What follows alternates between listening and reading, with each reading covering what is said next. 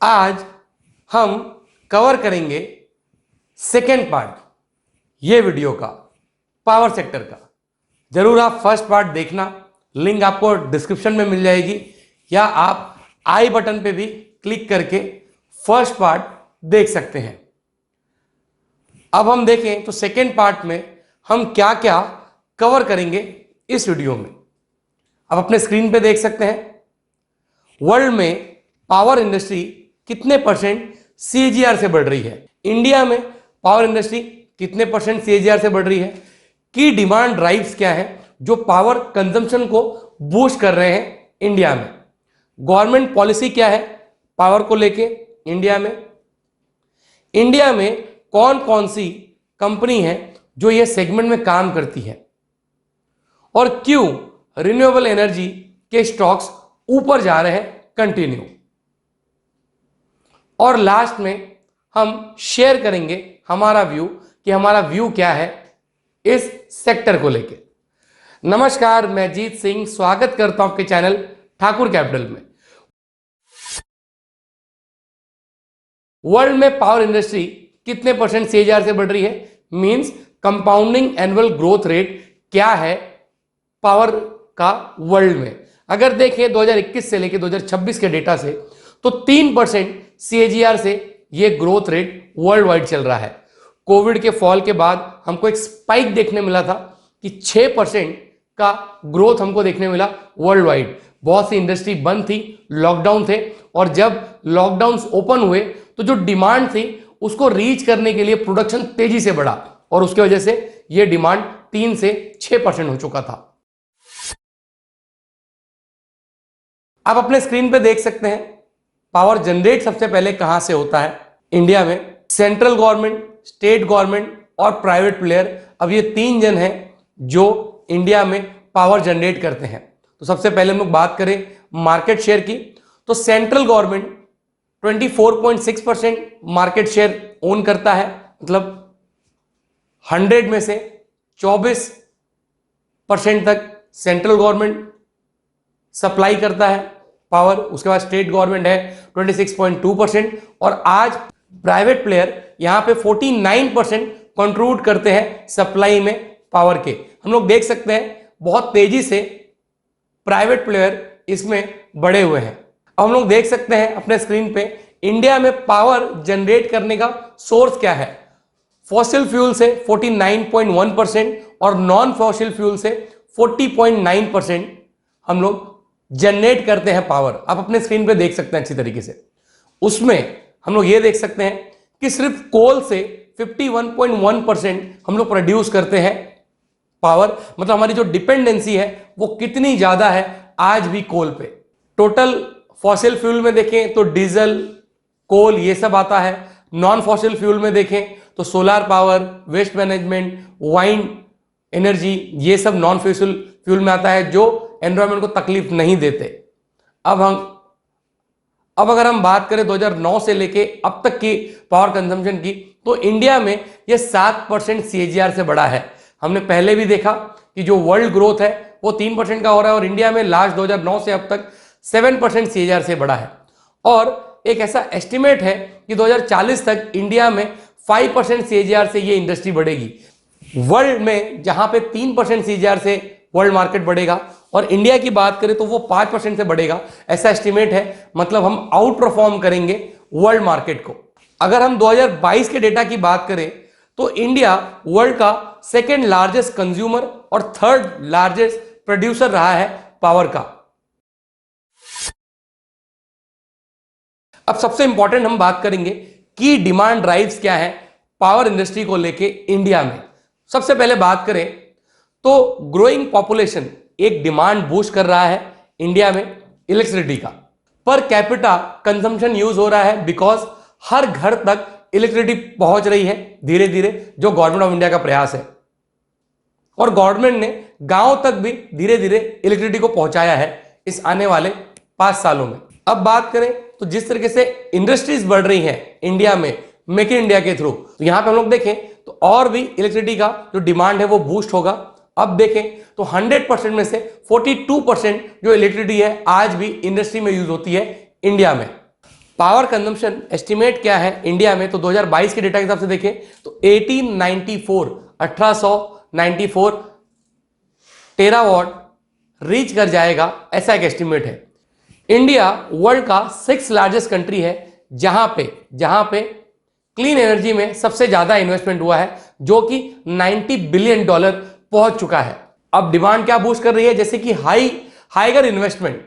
एक फोरकास्ट है कि इंडिया में FY19 से लेकर FY23 तक 9.95 ट्रिलियन मतलब 10 लाख करोड़ का इन्वेस्टमेंट होगा सिर्फ पावर सेक्टर में। बात करें टोटल FDI इनफ्लो की इंडिया में, तो पावर सेक्टर में जो अब तक इनफ्लो हुआ है वो है 15.84 बिलियन अप्रैल 2000 से लेकर 2021 के डेटा तक, अप्रैल 2000 से दिसंबर 2021 के डेटा के हिसाब से। National infrastructure pipeline 2019 to 2015 energy sector में प्रोजेक्टेड है कि हाई ग्रोथ होगा एनर्जी सेक्टर में, और यहां पे सबसे ज्यादा कैपिटल एक्सपेंडिचर होगा, मतलब 1,11,000 करोड़ तक का इन्वेस्टमेंट होगा इस सेक्टर में, ऐसा एक फोरकास्ट है। इंडिया में आज देखें तो FDI का जो इन्वेस्टमेंट है सबसे ज्यादा वो पावर सेक्टर में आया है, जो कि है 2.77%, 15.84 बिलियन, जैसे कि हम लोग ने इसके पहले बात की। Government of India power sector को बूस्ट कर रहा है बहुत तेजी से। क्यों? क्योंकि इंडिया भी जानता है कि मेक इन इंडिया के थ्रू जब भी पावर के रिक्वायरमेंट होगी तो बिना पावर के कोई भी इंडस्ट्री काम नहीं कर सकती। देखें तो यूनियन बजट 2022-2023 में गवर्नमेंट ने अनाउंस किया sovereign green bond as well as energy storage system. बात करें यूनियन बजट 2022-2023 में गवर्नमेंट ऑफ इंडिया ने अलोकेट किया, मीन सब्सिडी दी 19,500 करोड़ का PLI स्कीम के थ्रू, जिसमें वो डिमांड को बूस्ट कर सके और मैन्युफैक्चरिंग एफिशिएंसी सोलार मॉडल को लेके बढ़ा सके। इंडिया में इलेक्ट्रिसिटी हर घर पहुंच रही है। गवर्नमेंट स्कीम जैसे दीनदयाल उपाध्याय ग्राम ज्योति योजना, उज्जवल डिस्कवर इंश्योरेंस योजना, पावर डेवलपमेंट स्कीम बहुत अच्छे तरीके से ये काम कर रही हैं। फरवरी 2022 में पार्लियामेंट स्टैंडिंग कमेटी ने रेकमेंड किया कि गवर्नमेंट इंक्रीज करे लिमिट रिन्यूएबल एनर्जी का। इस सेक्टर में जो करंट सिचुएशन है वहां पे 30 करोड़ उन्होंने अलॉकेट किया है। दिसंबर 2021 में वेस्ट बंगाल गवर्नमेंट को लोन अप्रूवल मिला वर्ल्ड बैंक से $135 बिलियन का, जिसमें वो इलेक्ट्रिसिटी सप्लाई चेन को वो इंप्रूव कर सके।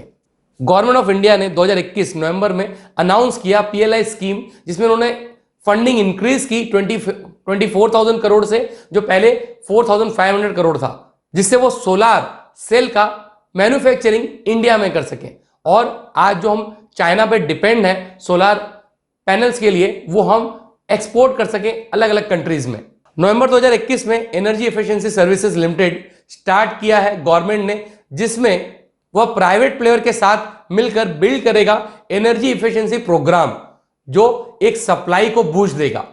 सितंबर 2021 में गवर्नमेंट ऑफ लंदन यूके ने अनाउंस किया कि वो इंडिया में 1.2 बिलियन इन्वेस्टमेंट करेंगे through public and private investment के थ्रू, जिसमें वो रिन्यूएबल एनर्जी में इन्वेस्टमेंट करेंगे और 2030 तक 450 गीगावाट रिन्यूएबल एनर्जी जनरेट करेंगे इंडिया में। जुलाई 2021 में ministry of petroleum and natural gas, government of India, PSU companies जैसे गेल ने 5,000 करोड़ का प्लांट लगाया, जिससे वह एथॉन और बायो म्युनिसिपल वेस्टेज से जनरेट करेगी पावर को। In July 2021 India sent its first coal landed rig. Government of India ने $4.63 बिलियन स्पेंड किया, जिससे वो जम्मू और कश्मीर के विलेज तक हाइड्रो पावर परचेज करके पहुंचा सके 2018 से 2021 के बीच में। अब हम बात करेंगे सबसे इंपॉर्टेंट पार्ट की इस वीडियो में, इंडिया में कौन कौन सी कंपनी है ये सेगमेंट में काम करती हैं। जैसे कि एनटीपीसी लार्जेस्ट पावर प्रोड्यूसर है इंडिया में। NTPC 6th largest thermal power producer है वर्ल्ड में with total capacity of 65.81 gigawatt. उसके बाद देखें तो टाटा पावर इंडिया का लार्जेस्ट इंटरग्रेड पावर कंपनी है। सिग्निफिकेंट अगर देखें तो प्रेजेंस है सोलार में, हाइड्रो पावर में, वाइंड में, हर सेक्टर में ये कंपनी काम कर रही है और मार्केट शेयर 52% तक ओन करती है प्राइवेट सेक्टर में। और आज की कैपेसिटी देखें तो 10.96 गीगावाट है और 2022 के डेटा के हिसाब से। PFC, power finance corporation limited, देखें तो ये एक एनबीएफसी है जो फंड जनरेट करती है पावर कंपनीज के लिए, अगर उनको कोई प्लांट डालना है या कोई मेजर इन्वेस्टमेंट करना है पावर सेक्टर में। अब बात करें अदानी पावर की, तो अदानी पावर आज एक इंडिया का largest private thermal power producer है, जिसकी टोटल कैपेसिटी 12.45 गीगावाट है फरवरी 2022 के डेटा के हिसाब से। CESC, the Calcutta Electric Supply Corporation Limited, vertical integrated player है जो कोल माइनिंग से पावर जनरेट करता है और डिस्ट्रीब्यूट भी करता है जनवरी 2022 के डेटा के हिसाब से। और ऑपरेटिंग अगर देखें एक्टिविटीज से तो 1125 मेगावाट पावर जनरेट करता है। ये हम लोग बात कर रहे हैं कंपनीज की, जो कंपनीज इंडिया में पावर जनरेट करती हैं। NHPC largest hydro power utility है इंडिया में। एनएचपीसी का इंटेंसिव प्लान है जिसमें कंपनी ऐड करेगी 6 गीगावाट हाइड्रो पावर कैपेसिटी 2022 तक। डीवीसी, दामोदर वैली कॉर्पोरेशन, यह कंपनी भी पावर जनरेशन और डिस्ट्रीब्यूशन और ट्रांसमिशन में काम करती है। SJVN limited second largest hydro power company है इंडिया में। कंपनी डाइवर्सिफाई कर रही है अपने बिजनेस को। देखें तो इनकमिंग में उन्होंने 3,0213 करोड़ का इन्वेस्टमेंट किया है, जिससे वो 10,000 मेगावाट सोलार प्रोजेक्ट में इन्वेस्टमेंट करके वो जनरेट कर सके पावर को। Power grid corporation single largest transmission unity है इंडिया में। पावर ग्रिड कॉर्पोरेशन देखें तो सप्लाई चेन को देखता है इंडिया में, लार्जेस्ट ट्रांसमिशन और यूटिलिटी प्रोवाइड करता है, प्लानिंग, कोऑर्डिनेशन, सर्विसन और कंट्रोल ऑफ स्टेट ट्रांसमिशन के बीच में। देखें तो आज 2022 के हिसाब से 1,72,275 किलोमीटर ट्रांसमिशन लाइन बिछाया हुआ है, जिसमें 265 सब्सिडरी है इनकी। अब देखें तो अलग अलग कंपनी अलग अलग इन्वेस्टमेंट कर रही है। हम लोग देख सकते हैं जैसे एनटीपीसी ने अनाउंस किया 10,000 गीगावाट और वो जनरेट करेगी पावर। एनटीपीसी ने सेटअप किया है केरला में प्लांट। एनटीपीसी ने राजस्थान में प्लांट सेटअप किया है जहां से वो 74.88 मेगावाट कैपेसिटी जनरेट करेगी। अब हम लोग बात करेंगे कि रिन्यूएबल एनर्जी के जो स्टॉक्स हैं वो क्यों तेजी से ऊपर जा रहे हैं। सबसे पहले बात करें तो आज 18% रिन्यूएबल एनर्जी से प्रोड्यूस होता है पावर।